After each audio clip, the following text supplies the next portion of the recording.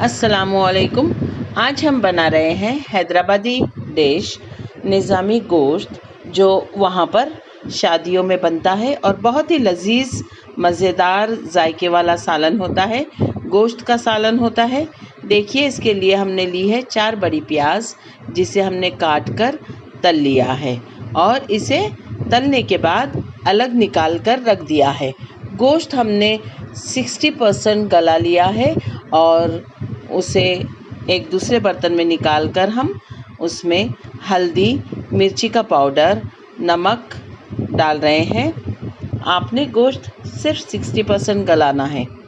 अब इसमें हम डाल रहे हैं धनिया पाउडर 2 चम्मच, मिर्ची का पाउडर हमने लाल रखा है और जायके के मुताबिक रखा है, और दूसरा जो मिर्ची का पाउडर हमने डाला है वो तीखा है। आप इसे अपने जायके के मुताबिक डालिए, जितना आप तीखा खाना पसंद करते हैं। इसके साथ ही हम डाल रहे हैं गरम मसाले का पाउडर, जो होममेड है। अब इसमें हम डालेंगे थोड़ा सा ज़ीरा पाउडर और जायफल का पिसा हुआ पाउडर मिक्स है इसमें। इसके साथ ये रिच ग्रेवी सा बनने वाला है, इसलिए इसे इन मसालों से आरास्ता किया जाएगा और कोशिश यही की जाएगी कि इसे थोड़ी देर मैरिनेट होने के लिए रखें, ताकि तमाम जायके सालन में अच्छी तरह से शामिल हो जाए। अब देखिए, हमने 1 चम्मच अदरक का पेस्ट और 1 चम्मच लहसुन का पेस्ट मिलाया है। ये गोश्त हमारा लगभग 700 ग्राम है, आधा किलो से थोड़ा ज़्यादा है। अगर ये आधा किलो होता तो हम इसमें 100 ग्राम दही मिलाते, लेकिन ये 700 ग्राम है, इसलिए हम इसमें 150 ग्राम दही मिला रहे हैं। दही हमारा काफ़ी खट्टा है, इसलिए मैं इसमें नींबू का रस नहीं डालूँगी। अगर आपका दही सादा है, खट्टा नहीं है, तो आप आधा किलो गोश्त में 1 नींबू का रस निचोड़कर डाल सकते हैं। अब इसमें मैं 2 चम्मच देसी घी डाल रही हूँ। आप अगर देसी घी ना हो तो बटर शामिल कर सकते हैं। अब इन तमाम चीज़ों के साथ मैरिनेट करके गोश्त को मैंने कम से कम 2 घंटे तक ढककर रख दिया था, ताकि तमाम जायके इसमें अच्छी तरह से शामिल हो जाए। अब वो बर्तन जिसमें मैंने प्याज सुर्ख की थी और निकाल के रख दिया था, उसी बर्तन में मैं इस सालन को आगे कंटिन्यू करके पकाने वाली हूँ।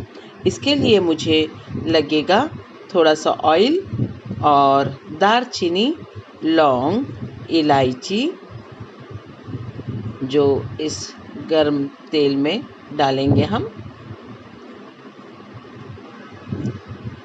और जैसे ही वो सौते हो जाता है, हम अपना मैरिनेट किया हुआ गोश्त इस ऑयल में डालते हैं और उसकी अच्छी तरह से भुनाई करना है। कोशिश ये करना है कि कच्चेपन की, मसालों की तमाम महक ख़त्म हो जाए और जायका गोश्त के अंदर तक पहुँचे। बहुत ही अच्छी तरह से भूनना होता है। अब हमने लिया है 2 चम्मच ड्राई कोकोनट, 2 चम्मच मगज़ और चंद बादाम। अगर मगज़ ना हो तो आप काजू लीजिए और बहुत ही महीन सा, बारीक सा इसे पीसिए, और जब पाउडर सा बन जाए तो पानी डालकर और पीस लीजिए, ताकि ये और बारीक सा स्मूथ पेस्ट बन जाए। अब भूनते हुए इस मसाले को भी हमने सालन में शामिल कर लिया है। इस तरह से ये ग्रेवी बहुत ही रिच और बहुत ही जायकेदार बनती है।